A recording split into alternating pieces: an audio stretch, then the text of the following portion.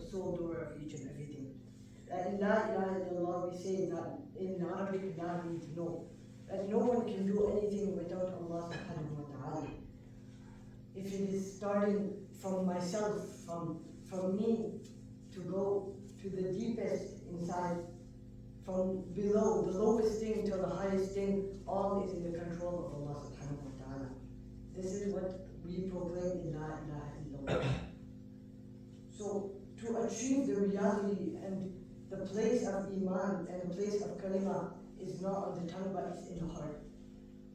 That to bring this belief into the heart, because Rasulullah sallallahu alaihi wasallam said in a hadith that there is a piece of meat, a piece of flesh in a human body, and if that is corrected, then the whole entire body, the amal and the deeds that will come out of that body will be corrected. And if that piece of meat is corrupt, then the whole body will be corrupt. And Rasulullah sallallahu alaihi wasallam said, that is the heart. That the more we make effort on our heart, that we bring this into our heart, that Allah subhanahu wa ta'ala does everything. Today, it is on our tongue that we say Allah subhanahu wa ta'ala does everything. But in our heart, we have the greatness of different things, which is making us compromise on our deen, which is making us hard for us to follow our deen. Whereas we look into the seerah of our role model, the Prophet Muhammad sallallahu alaihi wasallam, that the first years of Islam, Rasulullah sallallahu alaihi wasallam did the effort on the people who were accepting Islam by proclaiming La ilaha illallah. When Rasulullah sallallahu alaihi wasallam, look, we will see, Rasulullah sallallahu alaihi wasallam started effort in such a place, in Mecca, where before Rasulullah sallallahu alaihi wasallam became prophet, it was such a corrupt environment, it was such a corrupt nation, that the two superpowers of Persia and Rome did not want to rule upon them, amongst them. Did not want to rule on them. And in this, Allah subhanahu wa ta'ala sent Rasulullah sallallahu alayhi wa sallam as a messenger. And it comes that that nation was such that they used to do the tawaf, or they used to do the circle around the Kaaba without any clothes, without any dress. They used to. And they used to bury the daughters alive. They used to bury them alive. And there were so many evils amongst them that we cannot imagine today. And in there, Allah subhanahu wa ta'ala made Rasulullah sallallahu alayhi wa sallam a prophet, and He sent him to make effort in between them. So Rasulullah sallallahu alayhi wa sallam, he did not sit at his home or sit in a masjid and make the zikr of Allah and make dua to Allah to change the environment. Yes, he made dua to Allah, but he made an effort behind it, which changed the whole Makkah. Today everyone goes there because those are the two sacred places. Before Rasulullah sallallahu it was so corrupt, but after Rasulullah sallallahu made effort, today that place is changed. Why? Because when Rasulullah sallallahu became prophet, so he started calling towards the oneness of Allah subhanahu wa ta'ala. And that was for 10 years. Because Salat came after 10 years, the order of Salat, the gift of Salat came to Rasulullah sallallahu when he went to Mi'raj after 10 years. So those 10 years before even any other commandment being revealed from Allah subhanahu wa ta'ala, the first effort Rasulullah sallallahu alayhi wa sallam was doing was Iman, the effort of Iman. That he was telling the Sahaba radiallahu anhu that Allah subhanahu wa ta'ala does each of it. He started calling towards one Allah subhanahu wa ta'ala. And at this, everyone rose up against Rasulullah to stop him from this. Because this was totally against what their forefathers did, what their previous people did. There were many slogans, many sayings going on at that time as we have today around us. At that time also. But Rasulullah confined his Sahaba radiallahu anhu. Even the beloved and Prophet of Allah was not allowed to go into Haram, was not allowed to go into Makkah. And what happened was from Arqam radiallahu anhu, a house of a Sahabi, the Sahaba radiallahu anhu, the companions of Rasulullah used to gather and they used to talk about the greatness of Allah. That Allah subhanahu wa ta'ala does everything. That Allah subhanahu wa ta'ala says in the Quran in Surah Al-Baaqi that is it you people that you put the seed and you do all the process, and is it from that little seed because of your effort the crop comes out, or is it us who take it out from the seed? We only put the seed in the ground, but Allah subhanahu wa ta'ala is the one who produces the crop.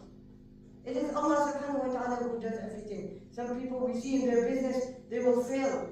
Allah subhanahu wa ta'ala has decided that. So Sahaba radiallahu anhu and Rasulullah sallallahu alaihi wasallam were talking about the oneness of Allah.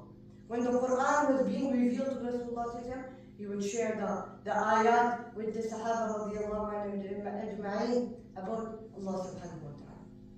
And like this, the Sahaba radiallahu anhu Iman was building. What they used to do is they used to listen to Rasulullah sallallahu alaihi wasallam, and then they used to go out in the day and they used to say Allah subhanahu wa ta'ala done everything. And the kuffar people used to beat them and used to say that don't say this, because they came to Rasulullah sallallahu alaihi wasallam and they said, "Oh Rasulullah, we'll make some agreements with you. We'll make agreements with you. You stop this. We'll have you listen to some of our things and we'll listen to some of what you say." And they said to Rasulullah, if you want wealth, if you want to become the richest person of Makkah, we'll make you the richest person of Makkah. If you want to become the leader of the people, we will make you that. But stop saying this. You can yourself do what you want, but don't invite others to it. This was the biggest hardship this was the biggest thing for the mushrikeen, the kuffar of Makkah. They tried every possible manner to stop Rasulullah in his effort. And Rasulullah was so firm that he said, even if you guys had the ability, if you guys had the power to bring the sun in my right hand and the moon in my left hand, and you put it, I will still not stop this effort. This much steadfastness of Rasulullah. And after when the things became very worse in Makkah, the conditions became very worse, so Rasulullah decided that I should go and find out, like, the people who come for Hajj, ask them if I can take shelter in their community, in their city, in their places, and I listen to them. And they give me shelter, and from there we spread Islam. So for this, Rasulullah sallallahu alaihi wasallam, he went to Taif, and we saw how torture the people did to Rasulullah sallallahu alaihi wasallam, what torture they gave, what response they gave to Rasulullah sallallahu alaihi wasallam. And Allah watched all of this. And after Allah subhanahu wa ta'ala sent Jibreel alayhi salatu wasalam to tell, "Oh Rasulullah, we heard what the people of Taif said to you. And if you want, the angel of the mountains and the angel of the winds are with me. If you want, the two mountains can crush the inhabitants of this community, of this city." But Rasulullah said, "No, I have hope that from their progeny Allah subhanahu wa ta'ala will give the people hidayah." So Rasulullah had only one concern. Our beloved Prophet had one concern, like all the other prophets, that how hidayah can reach. Even if my life be sacrificed, even if the life of the Prophet be sacrificed, but how the deen of Allah subhanahu wa ta'ala can spread to all. They had no other wish, no other desire. See, we see all prophets, all more or less, Allah sent 124,000 prophets. All of them came with this one mission, one message. And Rasulullah sallallahu alaihi wasallam, this was his one concern. And because of teaching the Sahaba radiallahu anhu, because the Sahaba radiallahu anhu were the companions of Rasulullah sallallahu alaihi wasallam, this quality came into them. And from their effort of Iman in Makkah for the 10 years, for those 10 years, Allah subhanahu wa ta'ala, because Allah subhanahu wa ta'ala has put a condition that you can only reach to a reality of something if you give sacrifice. If you give sacrifice, you can reach to the reality of what you wish. But you have to give struggle, you have to give sacrifice. So the Sahaba they give the most sacrifice. If we open the seerah, we'll see that in the first 10 years of Islam, the sacrifices that the Sahaba gave, Allah subhanahu wa ta'ala gave. After that, Allah subhanahu wa ta'ala gave them them the glad tidings. Allah subhanahu wa ta'ala give them the glad tidings. And so for this, the concern of Rasulullah was that one. And so the Sahaba radiallahu anhu, they also got this one concern, that how the Hidayat can, the Islam can reach throughout the world, how each and every person can come on the complete deen. And for this, Rasulullah spent his whole life in this effort, in this struggle. And on the last Hajj of Rasulullah, he made it clear to the people, and he mentioned that I am the last prophet, and no more prophet will come after me. So now, like he was mentioning to the Sahaba, that you have to carry on this mission, you have to carry on this message. And when Rasulullah passed away, the Sahaba left the two holy cities of Makkah and Medina. They left everything and they went out in the path of Allah. Today, we see different countries and different parts of the world have Islam in them because of the effort of Sahaba. The Islam has reached our countries. How we are Muslim was because of the travel of Sahaba. Because the Sahaba, whichever country they used to travel, whichever place they used to travel, they had the complete deen in their life. They had the complete deen in their life. So the countries and the societies used to change. Because Islam is the true religion of life.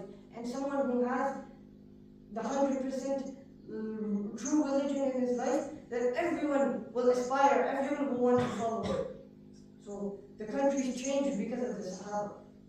And the Sahaba, they knew that the reward of praying one salat in Makkah is 100,000 times.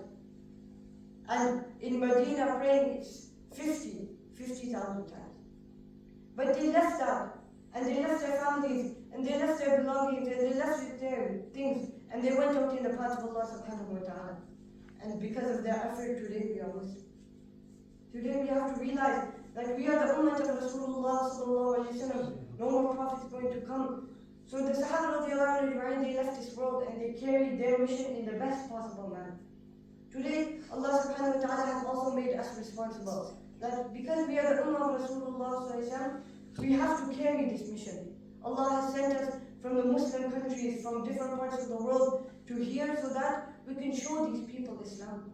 So that we can show them to the straight path. And for this it needs effort. For this it needs movement in the path of Allah subhanahu wa ta'ala. At the time of when Rasulullah sallallahu alayhi wa sallam left this world, so Abu Bakr radiallahu anhu, when he became the Khalifa, so many people that lived in the outskirts of Medina, they decided to leave Islam. Because upon the death of Rasulullah, it was a big tragedy. So they were thinking of leaving Islam. And some people were also saying that we will not give zakat. So Abu Bakr, before Rasulullah passed away, he made a big jamaat of Osama radiallahu. And that jamaat was returned on the death of Rasulullah. So Abu Bakr radiallahu, he said that I will send this jamaat and add a few more people and send this group to go and invite the people back to Islam. And to invite those people who are leaving zakat. And if they do not accept, then I will do jihad against them. I will fight against them. This was the words of Abu Bakr radiallahu anhu. And Umar radiallahu anhu and some eminent Sahaba were like to Abu Bakr radiallahu anhu that look, you cannot send this jamaats out in the path of Allah because there was an army that they said that they were going to attack Medina. So Abu Bakr radiallahu anhu, he did not listen and he said, I cannot stop the jamaat of Rasulullah sallallahu alayhi wa sallam. And he said that jamaat in the path of Allah. And the enemy, they stopped, they didn't attack Medina. They didn't attack Medina because they got fearful. Allah put it in their hearts. And the people who were leaving Islam, Allah also brought them back. Because of the struggle of this jamaat. Even at such a condition, Abu Bakr radiallahu anhu sent this jamaat out in the path of Allah. So today we look how much of the deen is gone from the people's life. Look how much we can see, we know ourselves. So for this, to prevent this from happening, we have to do struggles. Someone has to take the step to move out in the path of Allah so that Allah subhanahu wa ta'ala can help us and we can stop the irtidad and the people that are leaving this deen. So for this, we were requested that we go to the path of Allah subhanahu wa ta'ala. Inshallah, for this make intention, brother, who is ready to go? Who is in inshallah? 3 days, huh? Abdullah? What's make intention of it, inshallah? Inshallah, intention for 3 days a month and try inshallah 40 days before July. For 3 days every month and 40 days in